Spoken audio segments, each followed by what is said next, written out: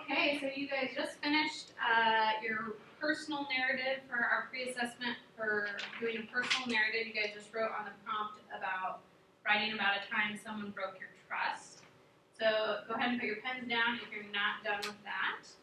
And now we're going to do an activity to get us in the swing of things for our new unit. Our new unit is called Reaching Out and Pushing Away. And our focus text is going to be Catcher in the Rye, but we're going to do an activity related to one of our big themes for this unit. And it's going to be related to our learning goal for the day.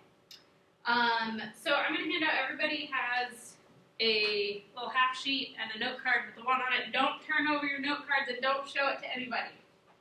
Keep a secret, even from yourself right now. So let's just remind ourselves what our learning target was at the beginning of the day. Can I get a volunteer to read it out loud again? Sean.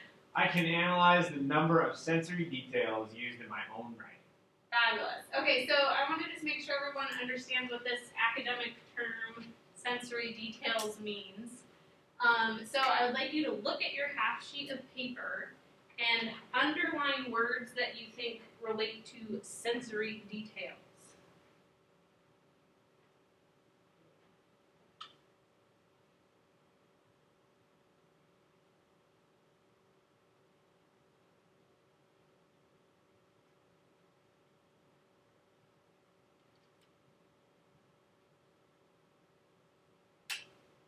You guys have just a few more seconds, wrap up, write whatever you think works with sensory details. Okay, so let's talk about this for a second.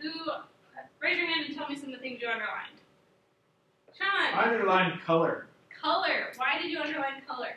Well, I was thinking because, like, sensory, like you can sense it, so you can see it, you can see color. Okay. So it has to do with something with our eyes, we can see it? Yeah. Okay. Has anyone heard the term five senses before? Okay, so let's go through our five senses. They're even up here on the board. Okay, so let's move ahead a little bit. I'll get a few more responses from students. What about some things like weather? No one mentioned that one. Is that a sensory detail if we write about the weather? Why or why not? Anyone want to take a stab? Sean. Yeah, I guess it would be because it's about how you feel. Like you can feel the rain, you can feel the sun, and yeah, so it would be sensory. Now, when you're saying feel, do you mean feel with your hands, or do you mean feel with your emotions? I guess you mean feel with my epidermis layer, Okay. like because you can feel the rain, you can Okay. the sun, it even smells. You can actually touch it. Okay. Okay, good. So a lot of these things on here, although they might not be color or smell, they're still related to our senses. So sensory details is a really broad topic, and that's one of the things we're going to be exploring today. Okay, so we are going to do an activity. You guys are going to do a free association. You're going to do a writing activity with this half sheet. So when I say go, but not yet, you're going to flip over your note card, and everyone, there's about 5 different note cards, and you guys are going to have an emotion on the note card. And I'm going to have you guys just write down whatever comes to your mind related to the word. So I just want to give you guys an example about that. So let's say my emotion was love. So if I was going to do a free association with the feeling of love, for the color, first thing that comes to my mind is red. I think of Valentine's Day. Sound, I think of a sigh. And there's no right or wrong answer to any of these. It's just kind of the first thing that comes to your mind. Taste. Ooh, that's chocolate. I would taste chocolate. So again, it's just a free write, no right or wrong answer. Just kind of the first word that comes to your mind. You're going to have 3 minutes, no more, to do this. So it's just quick. If you get through the whole list before the 3 minutes is up, go ahead and go through it one more time. Just start going through it once again. Can we do it on the back of this? No, do it right next to it. You can do it right on the front. Oh, right. So right next to it. Okay, go for it. Flip over your note cards, but don't let your neighbor see what your emotion is.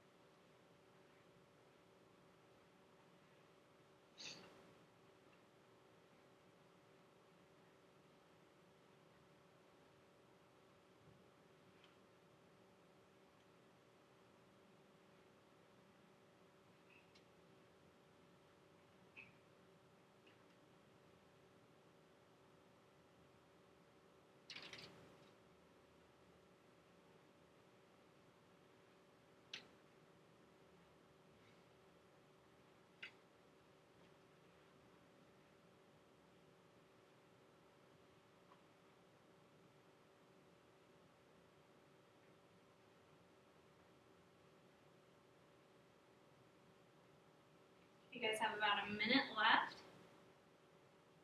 Thank you for being quiet while you're working.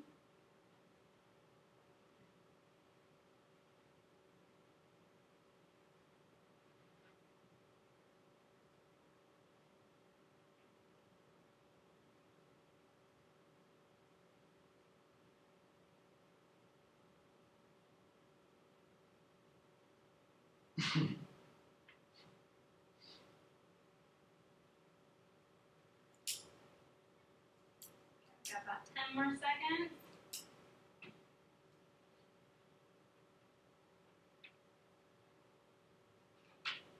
Okay, so can I get everyone's attention up here, pens down, thank you. We are going to move to the second part of our activity. So we're going to get into groups. The number on the front side of your card is your group number. And in your groups, you're all going to have different emotions, and you're going to try to guess what the emotion is by reading through your entire list of associations. So this is a very relaxed group activity. You're not going to be speaking over each other. You're going to take turns. First rule up there with an exclamation mark, take turns. So the first person, you're going to read through all of your associations, read the whole list, and everyone's going to listen to the whole thing. Then the person to your left is going to guess. They say, I think your emotion is love, or whatever. I won't say anything else because it could be any emotion. If they're correct, if they're not correct, then the person to their left will guess. So as soon as we get someone who guesses the right answer, I would like the reader to ask that person, what helped you guess? What made you sure, yes, that was the emotion? If no one can guess your emotion, that's okay. Ask the last person what confused them or what caused them to guess a different emotion. So just note, I want you to use your pen, circle what helped people guess or what made it difficult for people to guess. So remember to keep your emotions secret, but you guys are going to get up and move into your groups. I'm going to have group number 1 on the left side, 2, 3, 4, and 5 over here. You guys will get into your groups. Okay, that'll be the activity. Go ahead and go. I'll be walking around.